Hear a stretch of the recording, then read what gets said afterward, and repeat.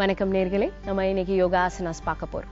Daily நம்ம யோகா ஆசனாஸ் ஃபுல்லா 1 hour பண்ணி ஸ்பெண்ட் பண்ண முடியாத பட்சத்துல ஒரு ஆசனா எவ்ரி 5 seconds பண்ணீங்கனாலே டெய்லி உங்க பாடியில அந்த ரியாக்ஷன் உங்களுக்கு நல்லா தெரிய ஆரம்பிக்கும். ஏன்னா வயசு ஆக ஆக நிறைய பாடி பார்ட்ஸ் உறுப்புகள் ரொம்ப வீக்கம் அடைகிறதுக்கு நிறைய வாய்ப்பு இருக்கு. அதாவது உங்க அடிவயிறு பகுதி, உங்க கால்கள், ஆர்த்ரைட்டிஸ், ஆஸ்டியோபோரோசிஸ் ப்ராப்ளம், உங்க முதுகு தண்டுல இருக்கிற ப்ராப்ளம்ஸ் நிறைய இருக்கு. அண்ட் பெண்களுக்கு பிரச்சனை இது ரொம்பவே இருக்கு. ஏன்னா ஆஃப்டர் பிரெக்னன்சிஸ் உங்க பாடியில நிறைய சேஞ்சஸ் இருக்கு, ஹார்மோன் டிஸ்ஃபங்க்ஷன்ஸ் நிறைய ஆகும். அந்த மாதிரி சமயத்துல ஒவ்வொரு ஆசனா டெய்லி நீங்க பிராக்டிஸ் பண்ணும்போது 5 செகண்ட் 10 செகண்ட் அந்த பர்டிகுலர் ஆசனாக்கு மட்டும் நீங்க ஒதுக்கும் போது அது நாள்பட உங்க பாடியில ஒரு ரெகுலர் மெட்டபாலிசமை நல்லா ஹெல்தியா பில்ட் பண்றதுக்கு ரொம்ப ஹெல்ப் பண்ணும். இப்போ ஒரு வார்ம் அப் பண்ணிட்டு ஒரு யோகா ஆசனாவும் பண்ணி பார்க்கலாம். ஸோ ஃபர்ஸ்ட் திங், உங்க கைகள் இந்த பாமை நல்லா ஸ்ப்ரெட் பண்ணிட்டு அதே மாதிரிதான் உங்க தம்பை எடுத்து அந்த சின்ன விரலுக்கு பேஸ்ல வச்சு க்ளோஸ் பண்ணிடுங்க. க்ளோஸ் பண்ணதுக்கு அப்புறமா இத உங்க சைடுல இப்படி வச்சுட்டு உங்களோட லெஃப்ட் கைய மெதுவா மேல இருந்து தூக்கி வைக்கலாம். மூச்சு உள்ள வெளிய, மெதுவா மூச்சு உள்ள வெளிய.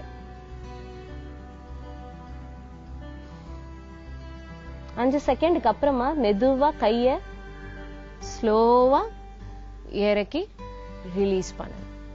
இதே மாதிரி நீங்க லெஃப்ட் கையிலயும் இதே மாதிரி கட்டை விரலை எடுத்து அந்த சின்ன விரலுக்கு கீழே பேஸ்ல வச்சு க்ளோஸ் பண்ணி இத இந்த பக்கமா எல்போ கைப்பட கம்ப்ளீட்டா உட்கார வச்சு ரைட் கைய மெதுவா வச்சு பார்க்கலாம். மூச்சு உள்ள வெளியே. இந்த மாதிரி மூச்சு உள்ள பண்ணும் போது உங்க எல்போ பெண்ட் ஆகாம பாத்துக்கோங்க. இந்த காதுக்கு மேல இந்த மாதிரி இருக்கும்போது என்ன ஆகும்னா உங்க சைடு பாடி கம்ப்ளீட்லி உங்க ரிப்கேஜ் ஓபன் ஆகுற வாய்ப்பு ஜாஸ்தி. இந்த மாதிரி இருந்து மூச்சு உள்ள வெளியே பண்ணும்போது உங்க செஸ்ட் அண்ட் உங்க லங்ஸ்க்கு ஆக்சிஜன் பாஸ் பண்றதுக்கு இது ரொம்ப ஹெல்ப்ஃபுல்லா இருக்கும். அது பண்ணதுக்கு அப்புறமா ஸ்லோவா நீங்க ரிலீஸ் பண்ணலாம். வார்ம் அப் பார்த்துட்டோம். வார்ம் அப்புக்கு அப்புறமா இப்ப பார்க்க போற ஆசனா ஊர்த்வமுக ஷன்னாசனம். இது மேஜர்லி உங்களோட ஸ்பாண்டிலைட்டிஸ் ப்ராப்ளம், உங்க கைகள் எல்லாம் கொஞ்சம் நம்னஸ் வரும், அதாவது ஒரு ஃபீலிங் இல்லாம இருக்கிறதுக்கு. ஸ்பாண்டிலைட்டிஸ் இருக்கும்போது இந்த மாதிரி ஒரு ஃபீலிங் ரொம்பவே காமன். கை பக்கெட் தூக்க முடியாது, ஜக்கு பிடிக்க முடியாது, ரொம்ப கை வலி இருக்கும். ஏன்னா இங்க இருந்து நரம்பெல்லாம் ரொம்ப வீக்கம் அடைகிறதுனால. சோ ஊர்த்வமுக ஷன்னாசனா இதுக்கெல்லாம் ரொம்ப ஹெல்ப்ஃபுல்லா இருக்கும். உங்க முதுகு தண்டு ஹெல்ப்ஃபுல் பண்றதுக்கும் உங்க ஷோல்டர் பிளேட்ஸையும் நல்லா ஓப்பனா வச்சுக்கிறதுக்கும் இந்த ஆசனா ரொம்ப ஹெல்ப்ஃபுல்லா இருக்கும். இப்போ ஊர்த்வமுக ஷன்னாசனா எப்படி பண்ணலாம்னுட்டு பார்க்கலாம். ஸோ ஃபர்ஸ்ட் உங்களோட பிளாங்க் போஸ். பிளாங்க் போஸ்னா கையை நல்லா விரிஞ்சாப்புல வச்சுக்கிட்டு உங்க கால்களை இப்படி கொஞ்சம் இடுப்பு கீழே இறங்க கூடாது, கொஞ்சம் ஸ்லைட்டா மேலே இருக்கணும்.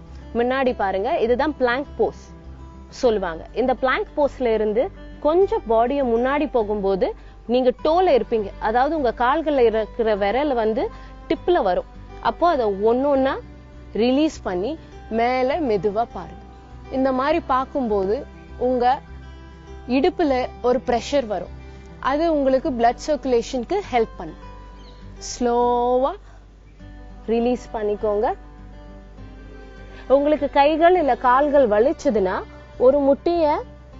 இன்னொரு முட்டிய ஸ்லோவா ரிலீஸ் பண்ணிட்டு மெதுவா நீங்க அது மேல படுத்துக்கிட்டு ரிலாக்ஸ் பண்ணலாம். இந்த மாதிரி ரிலாக்ஸ் பண்ற ஆசனாவை பாலாசனான்னு சொல்லுவாங்க. அதாவது அம்மா கருவுல இருக்கும்போது குழந்தை எப்படி இருக்குதோ அந்த பொசிஷன் தான் இந்த பாலாசனம்.